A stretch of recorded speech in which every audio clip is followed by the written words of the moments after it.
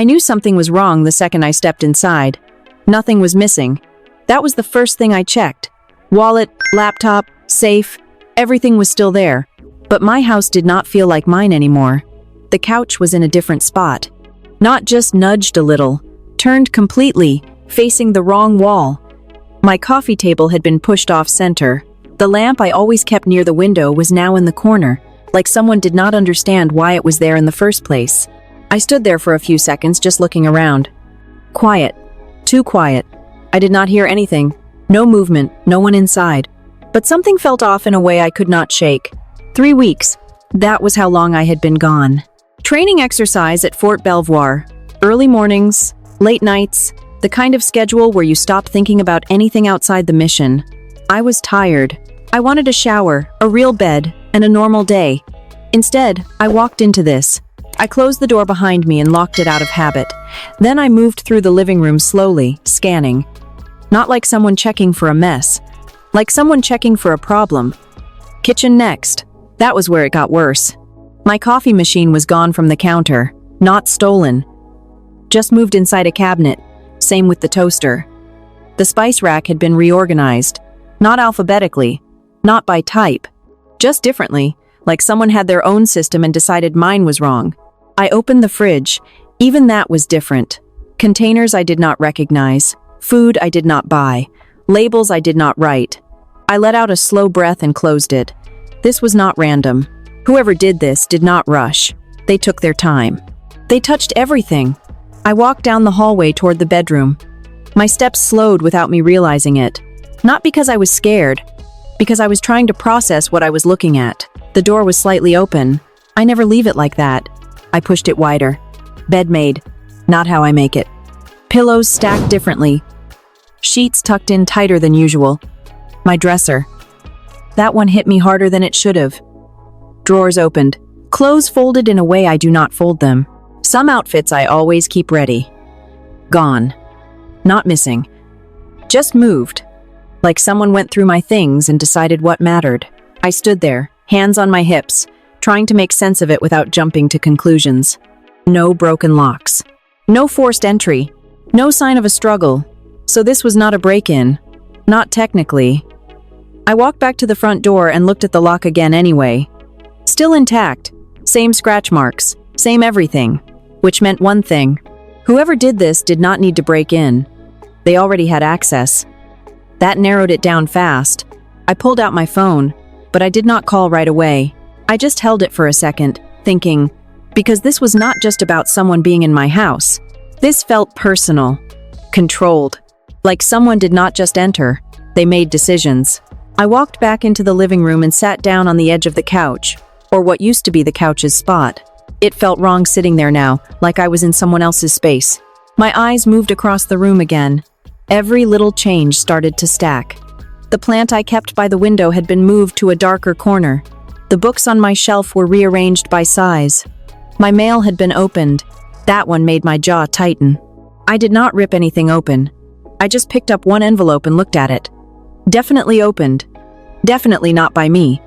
I set it back down slowly. There was only one person who would do something like this and not think it was a problem. Only one person who had a key. Vanessa, my younger sister. I had not seen her in a couple of weeks, not since before I left for training, and I definitely did not tell her to come over. But years ago, I gave her a spare key. Back when I was traveling more, emergencies only. That was the rule. Apparently, she had her own definition of emergency. I stared at my phone again. Part of me already knew what the conversation was going to sound like. The tone, the excuses, the way she would twist it into something else. I tapped her name anyway. The call started ringing. I stood up and walked slowly through the room again while it rang, like maybe I would spot something I missed the first time. Something that explained all of this. Something that made it make sense. But the more I looked, the more it felt like someone had walked into my life and decided it needed to be fixed. I watched my phone as it rang, already feeling my jaw tighten.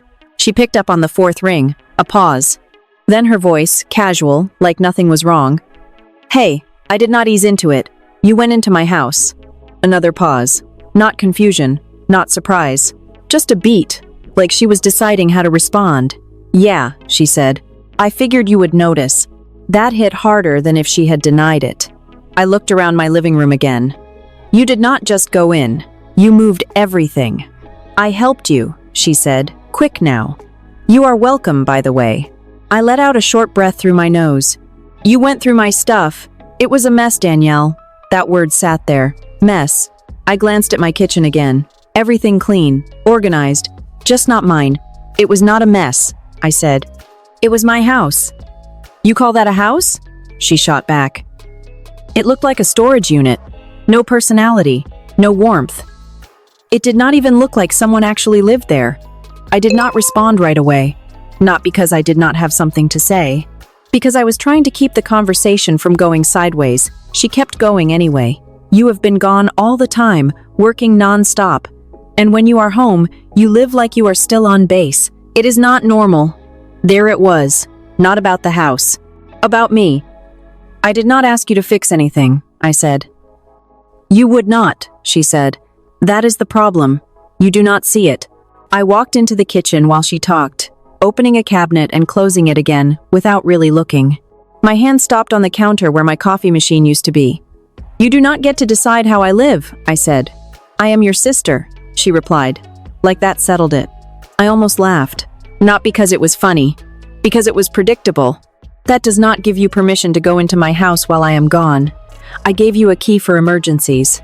And what do you think this is? She asked. You disappearing for weeks, coming back to an empty place that looks like no one cares about it. That is an emergency. I leaned back against the counter and closed my eyes for a second. This was not about cleaning, this was about control. You moved things that were not yours, I said. You opened my mail. A slight hesitation that time. I was organizing, she said. Softer, but not apologetic. That is not organizing. That is crossing a line.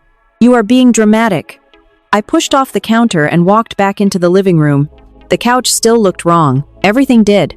You do not see it because you are used to this, she continued. You have been living like this for so long. You think it is fine. Living like what? I asked coldly. Detached. Everything in your life is structured, controlled, efficient. There is no space for anything real. I stared at the wall where my pictures used to be spaced out evenly. Now they were grouped together in the center like some kind of display. You rearranged my photos, I said. They look better that way. You did not ask. You would not have said yes. That was the first honest thing she had said. I walked over and adjusted one frame slightly out of instinct, then stopped myself. It did not matter. It was not about the frame. It was about the fact that she felt comfortable doing it at all. You do not get to make decisions for me, I said, keeping my voice steady. I am not making decisions for you, she said. I am helping you make better ones. There was no anger in her tone. That made it worse. You went through my bedroom, I said. Silence. Then she said, I fixed your closet. I let that sit for a second. You fixed my closet. You had things in there you do not even wear. That is not your call. I am trying to make your life easier. You are trying to change it. Another pause. You need it, she said. I looked down at my phone for a second, then back up at the room. Same house. Did not feel the same. You are going to bring my key back, I said. She did not answer right away this time. You are serious? Yes, it is just a key. No, I said. It is access. She exhaled sharply. So that is it. I do something nice for you, and you lock me out. You do not get to decide what is nice for me. I am your family and this is my house. Her voice changed then.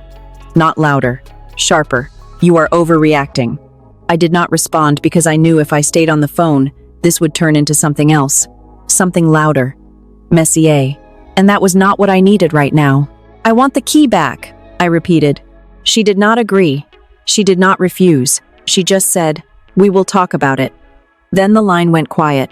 I lowered the phone slowly and stood there for a moment. The house felt even more off now. Not just because of what she did, because of how she said it. Like she had the right. Like this was not a violation. Like she had walked in, looked at my life, and decided it needed to be adjusted. I set my phone down on the table and looked around again, this time slower, noticing more. The small things, the kind of things you do not see unless you are actually looking. And once I started noticing them, I could not stop. I picked up one of the opened envelopes again and ran my thumb along the edge. Clean cut, careful, not torn. That told me everything I needed to know. This was not careless. This was not impulsive. Vanessa did not just walk in and panic clean the place. She took her time. She went through things slowly, thoughtfully. That made it worse. I set the envelope back down exactly where I found it and stood still for a second, letting my eyes adjust to the room again. Once you notice something like that, your brain does not stop. It starts scanning for more. The bookshelf. I walked over to it. My books were not just moved. They were sorted, taller ones on the ends, shorter ones in the middle, decorative, not practical. That was not how I used them. I actually used my books, or at least I used to know where they were. Now I did not.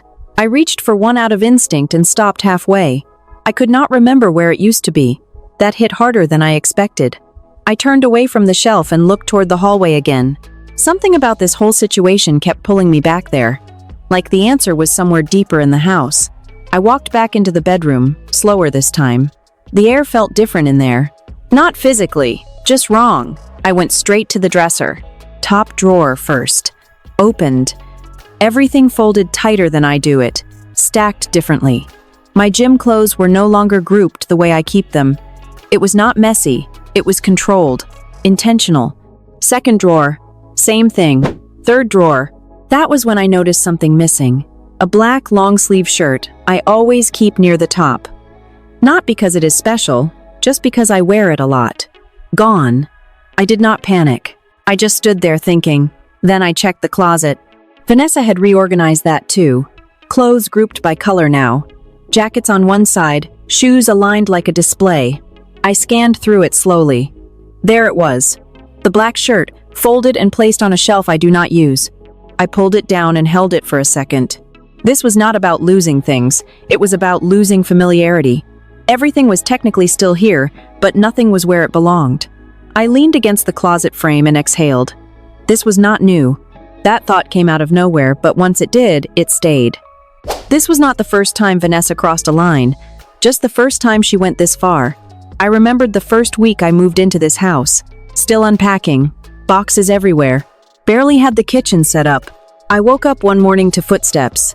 Did not even think about it at first, just assumed it was something outside. Then I opened my bedroom door and found Vanessa in the kitchen. No call, no text, just inside. She was making coffee using my machine like she had always lived there. I asked her how she got in. She held up the spare key and smiled like it was obvious. Just in case, she said. I let it go. Back then it felt small. Then there were the other times, dropping by without warning. Letting herself in if I did not answer the door fast enough. Moving things around just slightly. Nothing major. Enough that I would notice, but not enough to make it a real issue. I kept telling myself it was not worth the argument. She is family. She means well. That was what I told myself. I looked around my bedroom again. Now it was different. Now it was everything. Every small thing I ignored had stacked into this. I walked over to the nightstand and opened the drawer. Nothing looked out of place at first. Then I noticed the notebook. It was flipped. I always keep it facing the other direction. I picked it up slowly, opened it. The pages were still there, nothing ripped out. But I could not shake the feeling that someone had read it. There is a difference. You can tell. I closed it and set it back down, but not the way it was, the way I keep it. Then I stepped back. This was not cleaning. This was not organizing. This was someone going through my life and making quiet decisions about it. What stays, what moves, what matters. I walked back into the hallway and stopped halfway. Something clicked. Not a sound, a thought. Vanessa always knew things. Little things. Stuff I did not tell her. I used to brush it off. Coincidence. Guessing. But now it did not feel like guessing. I leaned against the wall and thought about the last few months. Conversations I had at home. Things I said out loud, thinking no one else could hear. Work. Stress. Plans. Even small stuff. And then Vanessa would show up later, casually bringing it up like it just came to her. At the time, it felt strange. Now it felt different. I pushed that thought aside, not because it did not matter, because I did not have proof yet. I walked back into the living room and picked up my phone again. The call with Vanessa was still fresh in my head. The way she talked, like she had a right to be here, like this was normal. It was not. And I should have shut it down a long time ago. That part was on me. I looked around one more time. Every corner, every surface. Noticing things I missed earlier. A picture frame slightly angled. A chair pushed just a bit too close to the table. A cabinet not fully closed. Small details, but there were too many of them. And once I saw them, I could not unsee them. I moved slowly through the room again. Not rushing this time. Not reacting. Just observing, like I was back in training. Because something about this did not sit right. Not just what she did, but how she did it. Too precise, too deliberate, too comfortable. Like this was not the first time she had walked through here alone. Like she knew the space better than she should. I stopped in the middle of the living room and turned slowly, taking everything in again from a different angle. Same house, same walls, same furniture, but it felt like someone else had been living here. And the more I looked at it, the more it felt like they had not just passed through. I grabbed my keys and headed straight back out the front door. The air outside felt different, cleaner, simpler. Out there, nothing had been touched. Inside was the problem. I locked the door behind me, stood there for a second, then unlocked it again just to feel it. The same lock I had used for years, the same key, the same access, and suddenly it did not feel secure at all. I got in my car and pulled out my phone again. This time I did not hesitate. "Hi, I need a locksmith," I said as soon as someone answered. "Today, as soon as possible."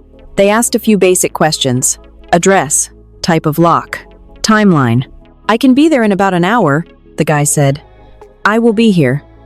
I hung up and sat there for a second, hands on the wheel. This should not have been necessary, but it was. I went back inside and did not touch anything. Not yet.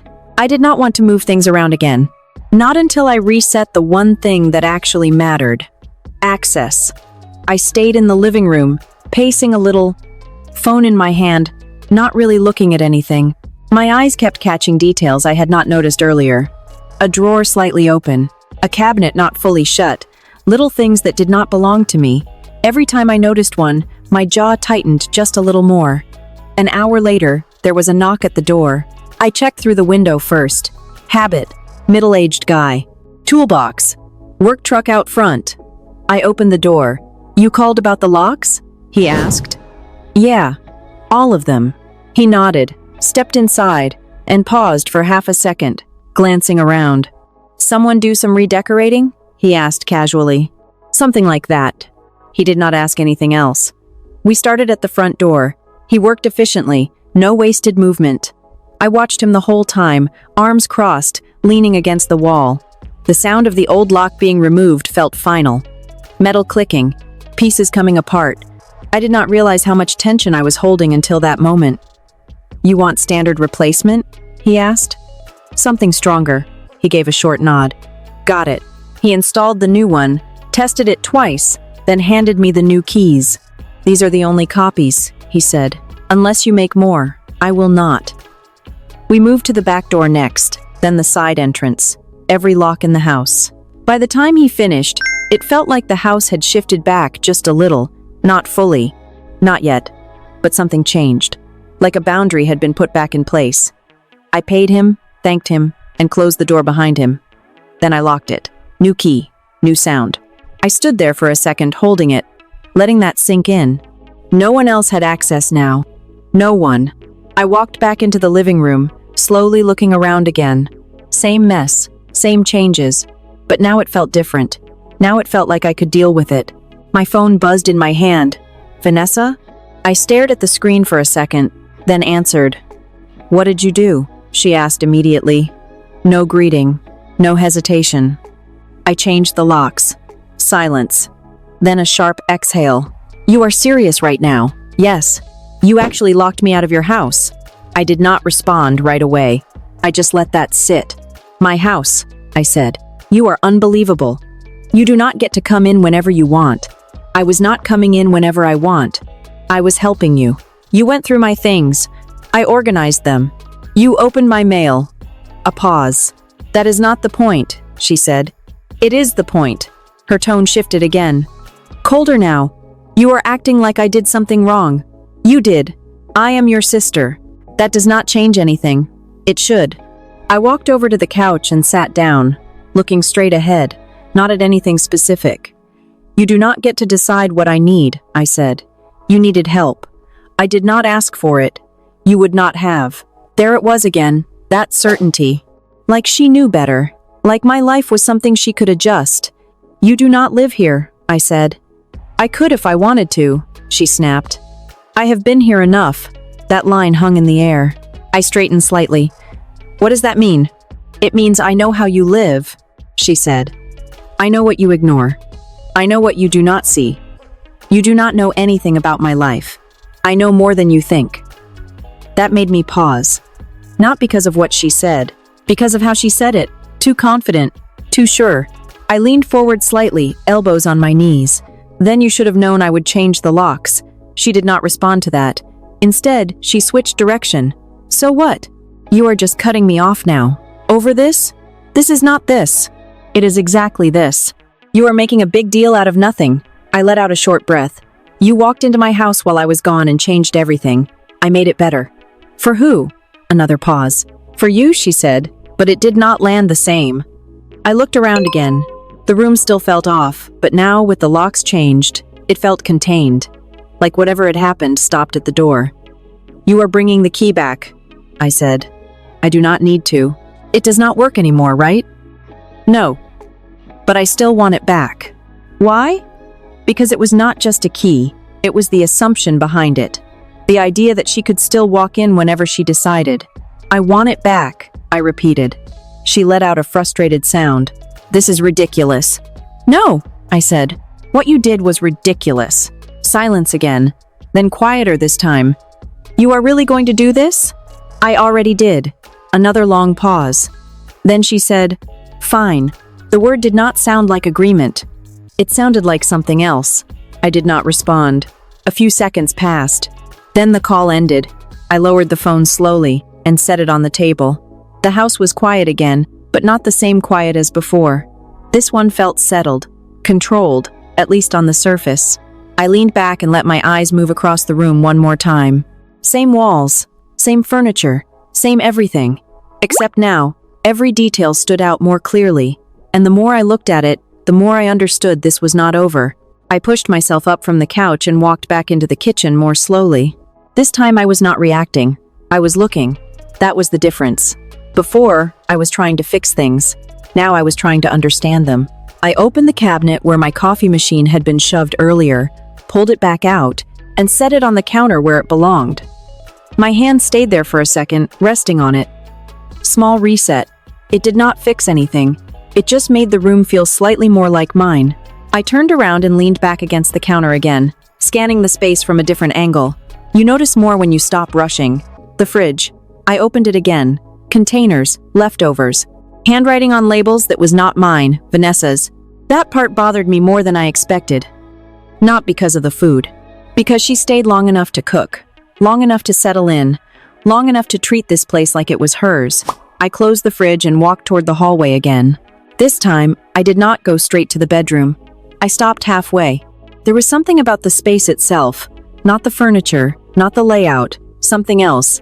A feeling like being watched. I do not mean in a dramatic way. Not panic, not fear. Just awareness. The kind that makes you turn your head for no reason. The kind you cannot explain. I stood there completely still, listening. Nothing. No sound. No movement. Just that feeling sitting in the back of my mind. I shook it off and stepped into the living room again. Get a grip, I muttered under my breath. It did not make sense. Everything that had happened so far had an explanation. Vanessa had the key. She came in. She moved things. That was it. No mystery. No hidden angle. That was what I told myself. I walked over to the shelf near the TV. That was where she had moved a few things earlier. A small decorative clock sat there. I did not remember putting it in that exact spot, but it looked familiar enough. Vanessa gave it to me a while back. Birthday gift. I picked it up, turned it slightly in my hand. Nothing special, just a small, clean design. White face, thin black frame. I set it back down. My eyes moved to the wall behind it. Nothing there. Then back to the shelf. Something felt off again. Not wrong exactly, just out of place. I stepped closer. Not rushing. Just narrowing focus. When you are trained to notice details, you do not always know what you are looking for. You just know when something does not sit right. I leaned in slightly, squinting just a bit. Then I stepped back. No, that was not it. I turned away and walked into the bedroom again. Maybe it was just stress. 3 weeks of training. Long hours. No real sleep. That messes with your head. I opened the closet again, more out of habit than anything. Everything still in its new order, colors grouped, lines straight. Too perfect. That was it. Too perfect. Vanessa did not just clean. She staged it, like this was a model home, not a place someone actually lived. I shut the closet door a little harder than I meant to and walked back out. The feeling followed me. That low-level awareness still there. I stopped in the hallway again. Same spot, same feeling. I turned slowly, looking at each room one by one. Living room, kitchen, bedroom. Nothing moving, nothing obvious, but something was not adding up. Vanessa's behavior earlier replayed in my head. The way she talked. I know more than you think. That line stuck. Too confident, too certain, not just about the house, about me. I crossed my arms and leaned against the wall, staring toward the living room again. Think. Just think. What exactly felt wrong? Not the mess, not the rearranging. Something else. Something quieter. I pushed off the wall and walked back toward the shelf again.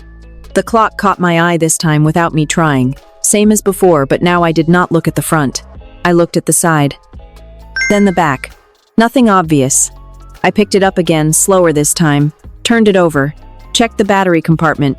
Closed. Normal. I brought it closer to eye level. Still nothing. I let out a quiet breath and almost set it back down. Then something small caught the light. A reflection. Tiny. Barely there. Right near the edge of the face. I froze for a second, tilted it slightly. There it was again. A small red flicker. Not steady. Blinking. So faint it would disappear if you were not looking directly at it. My grip tightened without me realizing it.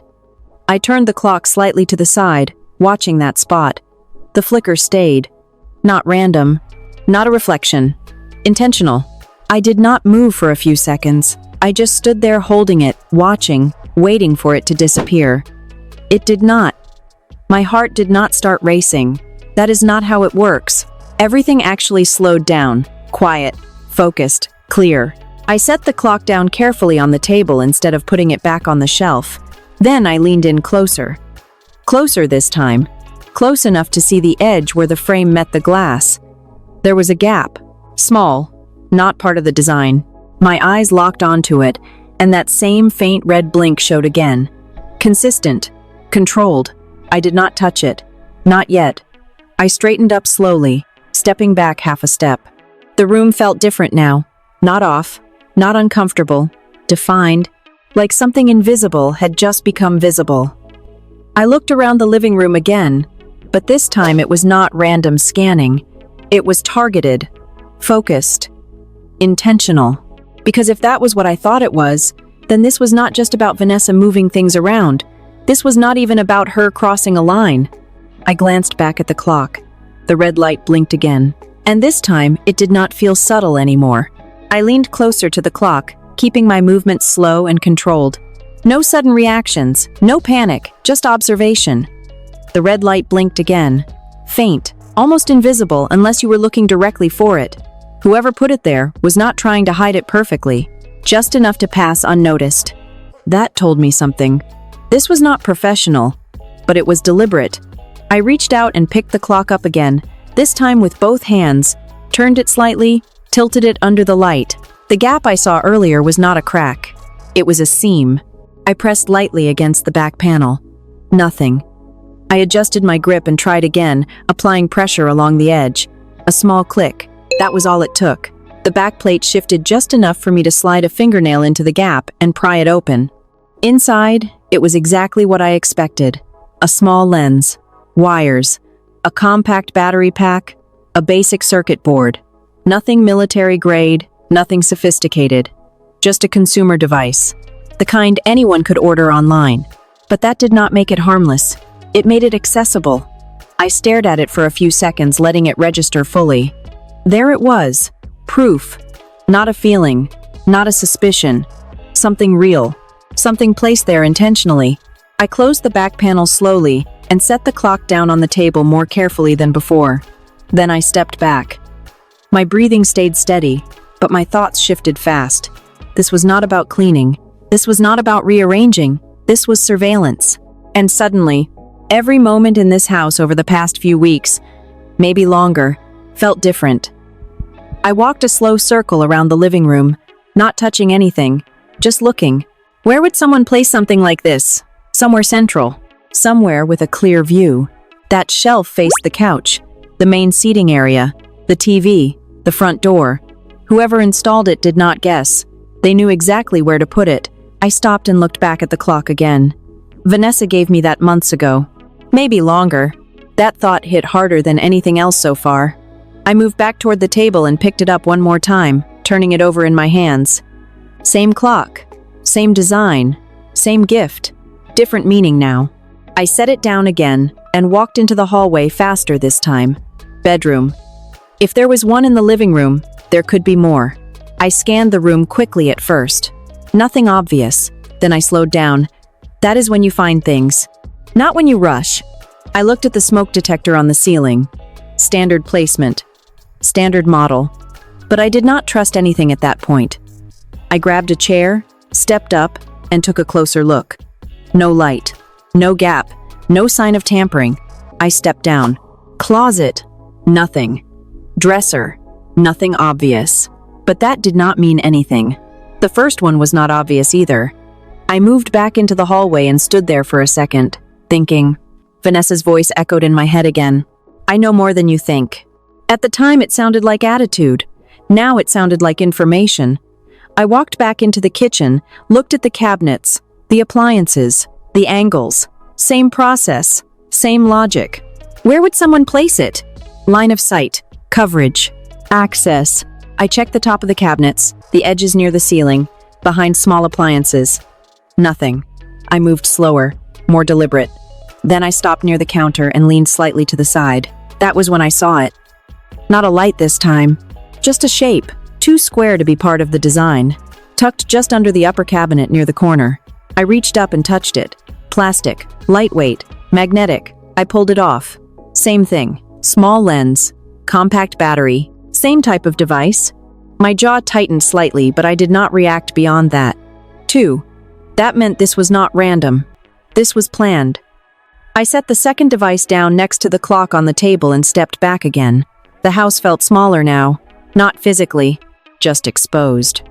I walked slowly back into the living room, eyes moving across every surface, every angle, every object, looking for anything else that did not belong.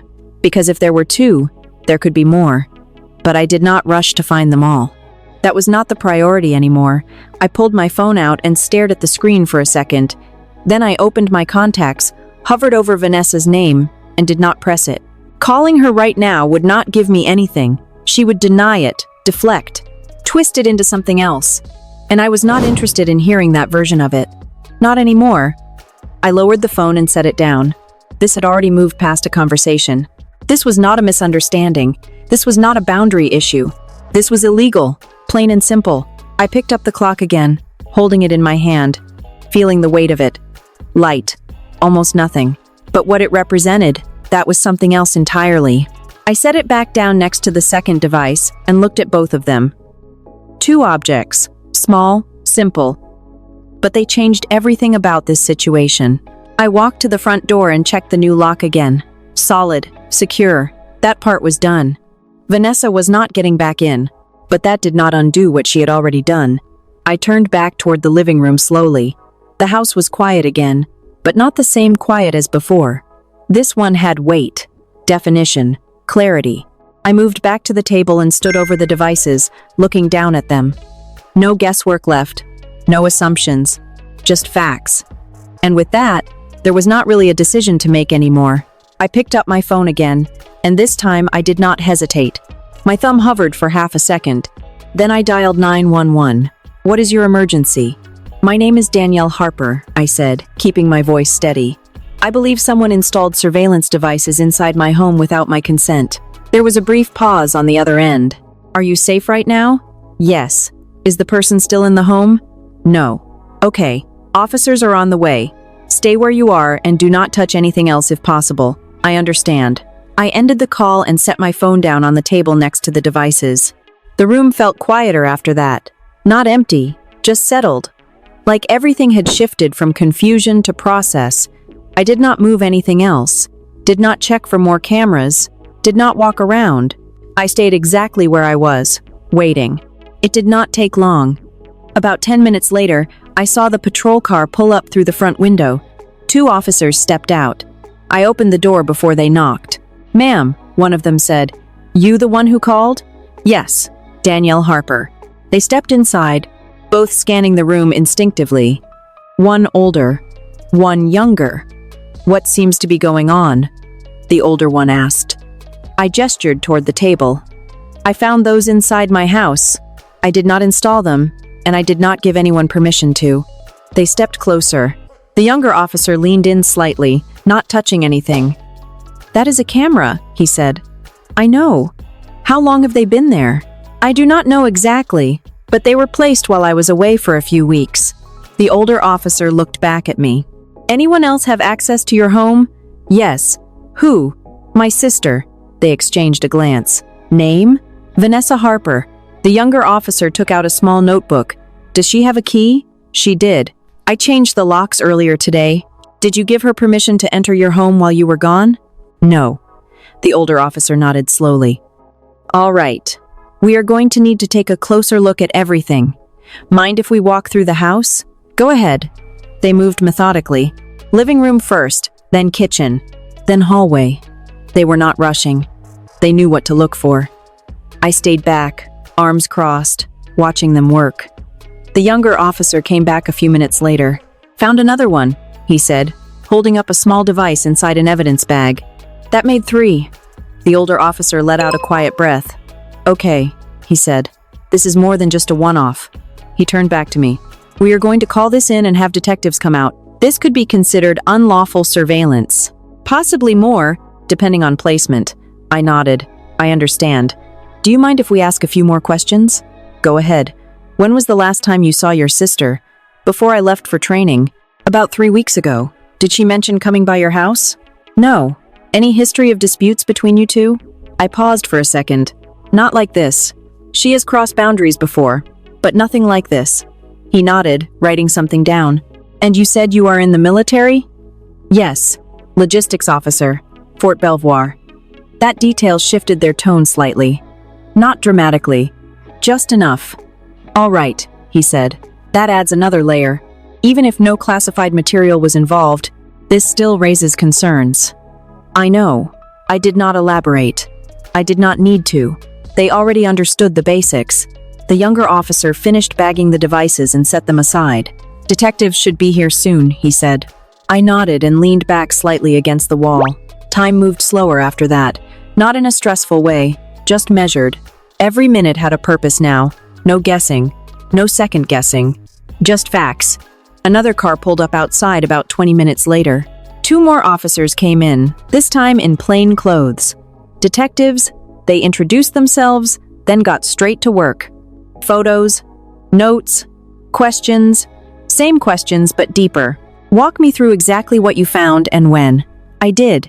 From the moment I walked in, the rearranged furniture, the opened mail, the first camera, then the second, then the third. No emotion in my voice, just details. They listened carefully. Did not interrupt. Did not rush.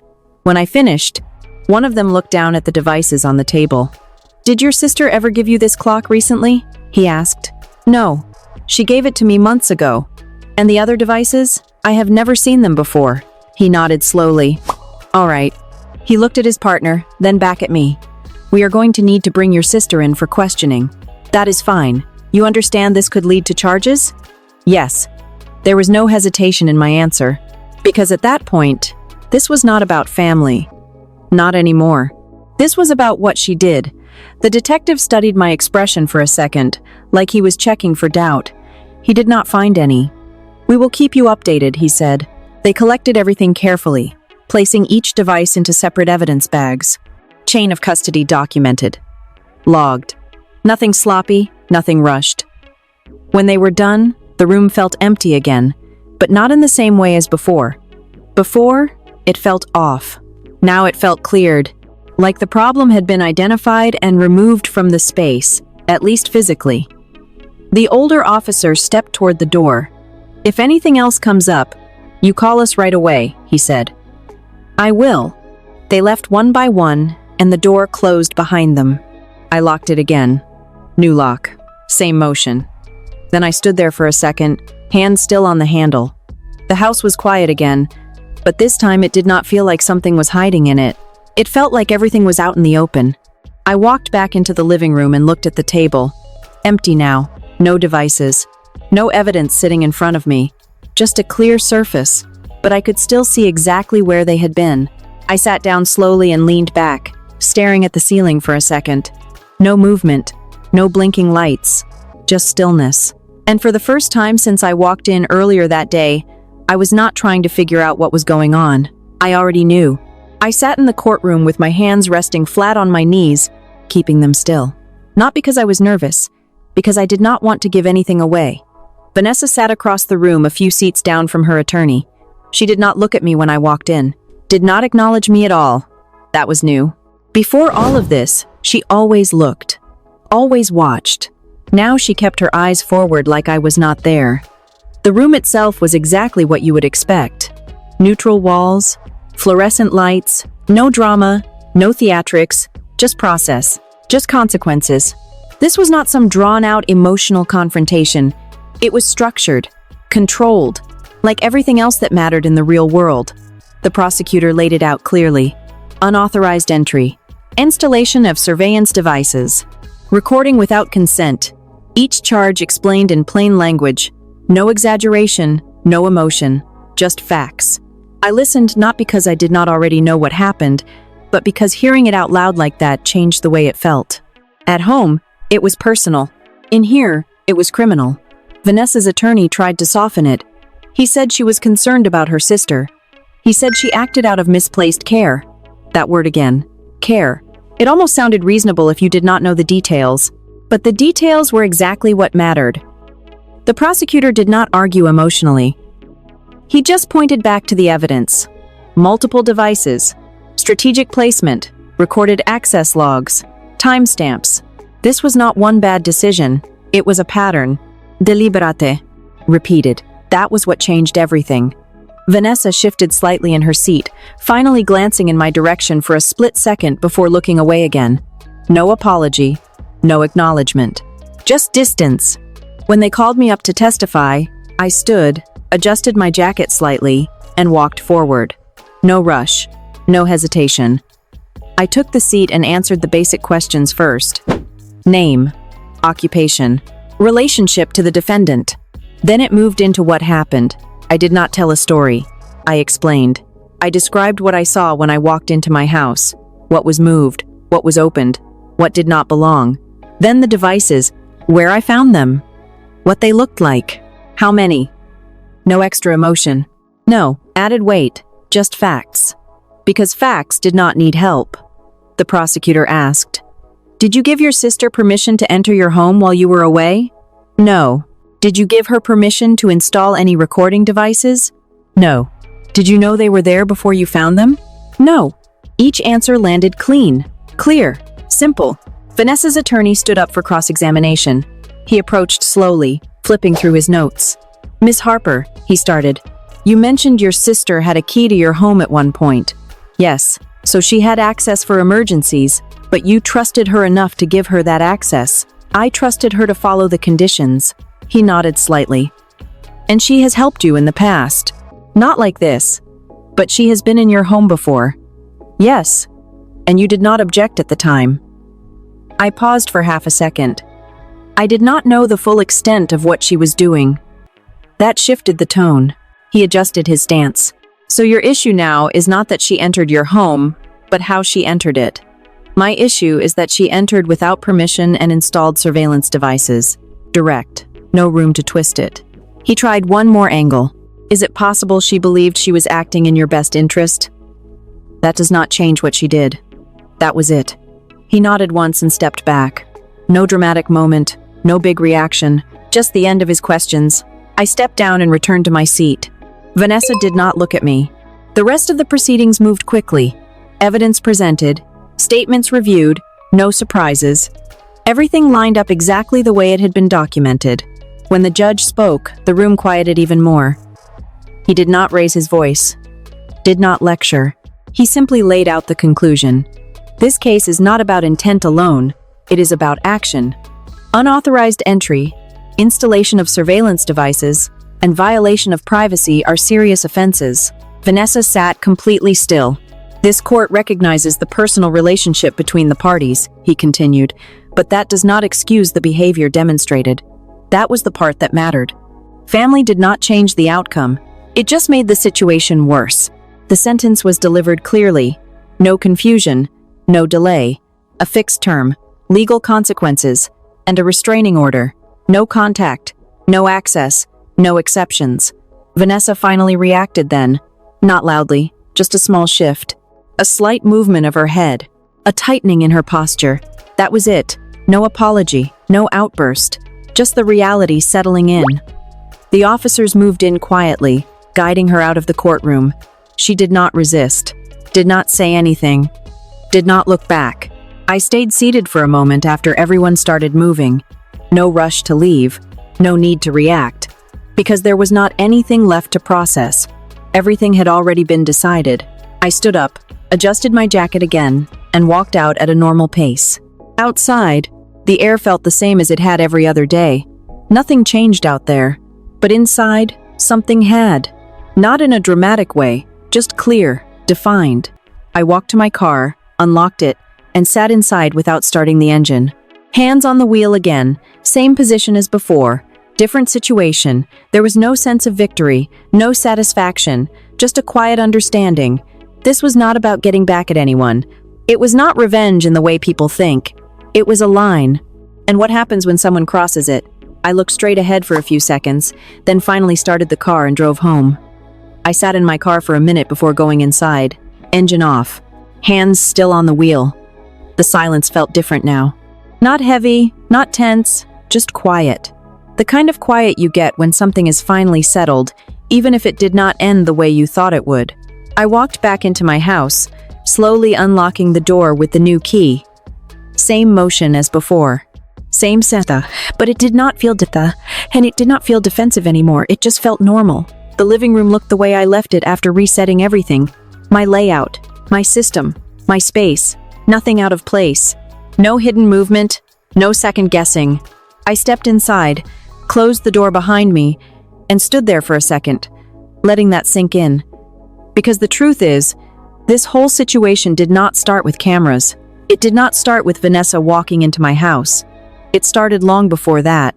It started with small things, things I chose to ignore. The first time she let herself in without asking. The first time she moved something and laughed it off. The first time she crossed a line, and I told myself it was not worth making a big deal out of it. That was where it started. Not with something big, with something small that I did not stop.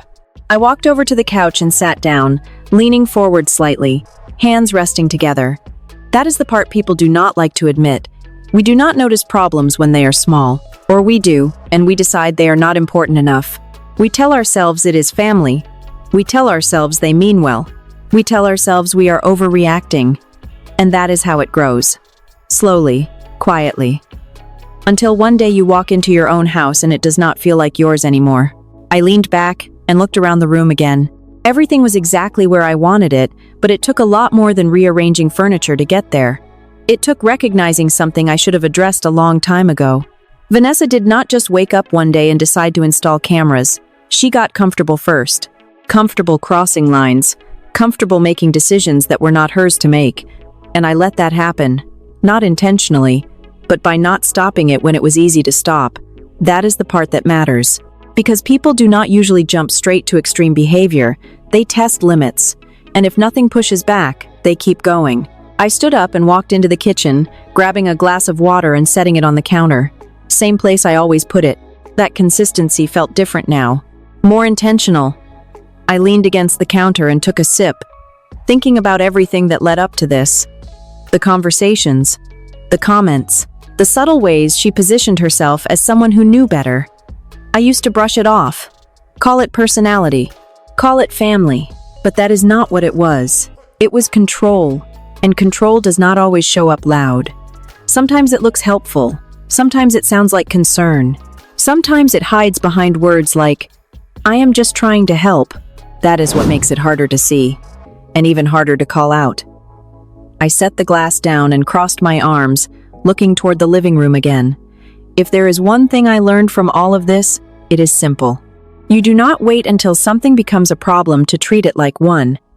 You handle it when it is still small, when it is still easy, when it is still just uncomfortable instead of serious.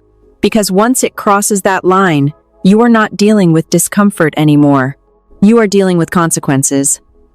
I walked back into the hallway and paused in the same spot where everything first started to feel off. That feeling was gone now. Not because I ignored it, because I paid attention to it. That matters. People ignore that feeling all the time. That small voice that says something is not right. We talk ourselves out of it. We explain it away. We tell ourselves we are reading too much into it. But that feeling exists for a reason. And if I had trusted it earlier, I probably would have handled things differently. I went back into the living room and sat down again, this time more relaxed. Not tense, not analyzing, just sitting. That is the difference. When you do not feel like you have to constantly check your own space, when you do not feel like something might be off, that is what normal should feel like. And it took all of this to remind me of that. I looked down at my hands for a second, then back up. This was not about revenge. Not really. It might look like that from the outside. Sister crosses a line. Sister faces consequences. But that was not what this was. This was about boundaries. And what happens when you do not enforce them? Because boundaries only exist if they are respected. And they are only respected if you are willing to protect them. That is the part no one likes. It is easier to avoid conflict, easier to let things slide, easier to keep the peace. But peace without boundaries is not peace. It is just quiet until something breaks. I leaned back again, letting that thought sit for a second. Because that is really what this comes down to. Not the cameras. Not the court. Not even Vanessa. Just one simple truth. If you do not decide where your line is, someone else will decide it for you. I used to think stories like this only happen to other people. You hear about them online. You scroll past them. You shake your head and think that is crazy. And then you move on with your day. And then one day, you are standing in your own house, realizing you have been living inside one. That is the part no one really talks about. Not the big moment when everything blows up. Not the court. Not the outcome. It is the slow build before that. The part where something feels off, but not off enough to act on. The part where you tell yourself it is not a big deal because dealing with it would mean creating conflict, and conflict is uncomfortable. I avoided that discomfort for a long time. And looking back now, that is where I got it wrong. It was not the cameras. It was not even Vanessa walking into my house. It was every moment before that where I chose to let something slide. Every time I ignored that small voice telling me something did not sit right. That is the real lesson here. Because most situations like this do not start big. They start small. A comment that crosses the line just a little. Someone making a decision for you that they should not. Someone stepping into your space without asking. And instead of addressing it, you justify it. You tell yourself it is family. You tell yourself they mean well. You tell yourself it is easier to let it go. And in the moment, it is easier. That is what makes it dangerous. Because every time you let it go, you are not just avoiding a conversation, you are setting a new standard. You are showing that this is acceptable. That this line is not really a line. And over time, that line disappears completely. That is how something small turns into something serious. That is how what feels like harmless family drama becomes something you never expected to deal with.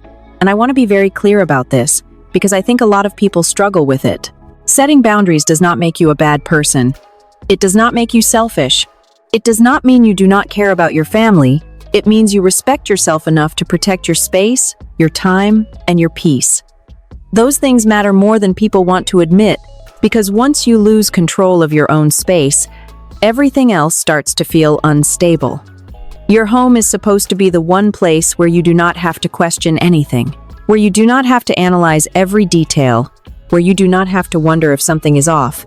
And when that is gone, even for a short time, you realize how important it actually is. That is something I did not fully understand before this. I thought I did. But there is a difference between knowing something in theory and feeling it in reality. Another thing I learned is that intent does not erase impact. A lot of people hide behind good intentions. I was just trying to help. I did not mean anything by it. I thought I was doing the right thing, and maybe they believe that. Maybe they are not lying, but that does not change what they did, and it does not change how it affects you. You are allowed to decide what is okay in your life, even if someone else thinks they are doing you a favor, even if they do not agree, even if they get upset about it. That part is not your responsibility, and I think that is where a lot of people get stuck. We take on responsibility for how other people feel about our boundaries. We worry about upsetting them. We worry about damaging the relationship. So we stay quiet. We tolerate more than we should. And we hope it gets better on its own. It usually does not. What happens instead is exactly what happened here. The behavior continues. It escalates. And eventually, you are forced to deal with it. But now it is bigger, harder, and more complicated than it needed to be. That is the part I would change if I could go back. Not the outcome, the timing. I would have addressed it earlier, clearer, without hesitation. Because the earlier you set a boundary, the easier it is to maintain. The longer you wait, the more resistance you will face when you finally enforce it. That is just how people work. And here is something else that might not be comfortable to hear. Not everyone in your life is going to respect your boundaries. Some people will push back. Some people will test you. Some people will try to make you feel guilty for having them at all. That does not mean your boundary is wrong. It means it is necessary. The right people will adjust. The wrong people will reveal themselves. And that clarity, as uncomfortable as it is valuable. It tells you exactly where you stand. I also want to say something that does not get said enough in stories like this, because on the surface, that is what this looks like. Something happens. There is conflict. There are consequences. And from the outside, it might feel like justice. But living through it does not feel like winning. It feels like resolution. There is a difference. There is no celebration at the end of something like this. There is just a quiet understanding that a line was crossed, and now it will not be crossed again. That is it. That is the outcome. And honestly, that is enough. Because peace is not loud. It does not come with the big moment. It shows up in small ways. Like walking into your own home and not feeling that tension anymore. Like not second-guessing every sound or every detail. Like knowing that what belongs to you is still yours. That is what matters. If you have been letting something slide because calling it out feels uncomfortable, pay attention to that. If something in your life feels off, do not keep explaining it away forever. Decide where your line is. Protect it early. Protect it clearly. And once you decide, follow through. That is where real change happens.